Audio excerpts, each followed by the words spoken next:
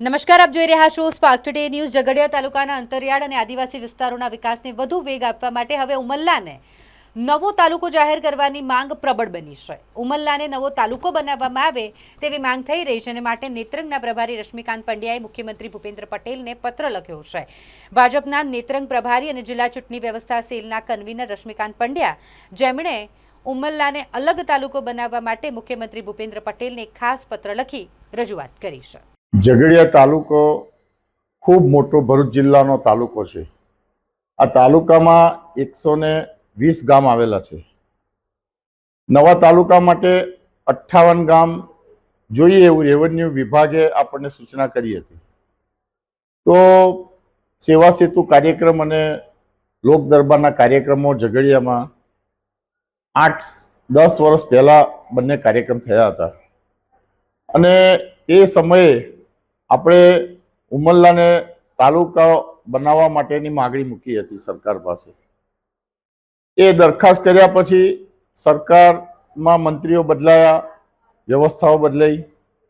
આજે ઝઘડિયા તાલુકાને સરકારને પણ વ્યવસ્થા કરવા માટે ખૂબ પરિશ્રમ કરવો પડે છે। ટ્રાઇબલ વિસ્તાર છે, આદિવાસી વિસ્તાર છે, તવડી સુધીની બોર્ડર લાગે છે ઝઘડિયાની અને અહીંયાથી ઝઘડિયા 22 કિલોમીટરનું અંતર છે।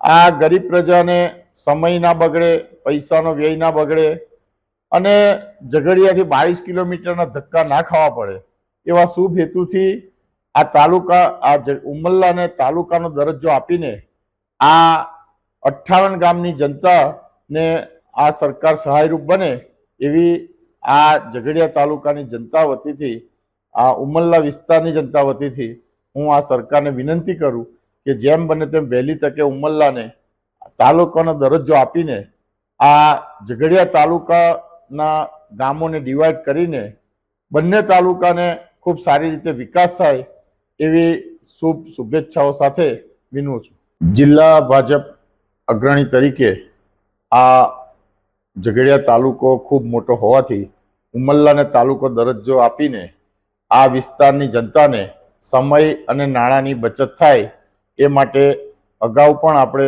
લોક દરબાર અને સેવા સેતુના કાર્યક્રમમાં જે મંત્રીઓ ઉપસ્થિત રહ્યા એમની સામે આપણે દરખાસ્ત મૂકી હતી અને ફરીથી આ ગુજરાત સરકારના ખૂબ ઉત્સાહી મુખ્યમંત્રી ભૂપેન્દ્રભાઈ પટેલ સાહેબ અને અમારા જિલ્લાના મંત્રી શ્રી ઈશ્વરસિંહ પટેલ સાહેબને વિનંતી સાથે આ ઉમલ્લાને તાલુકાનો દરજ્જો આપી અને આભારી કરશો જી।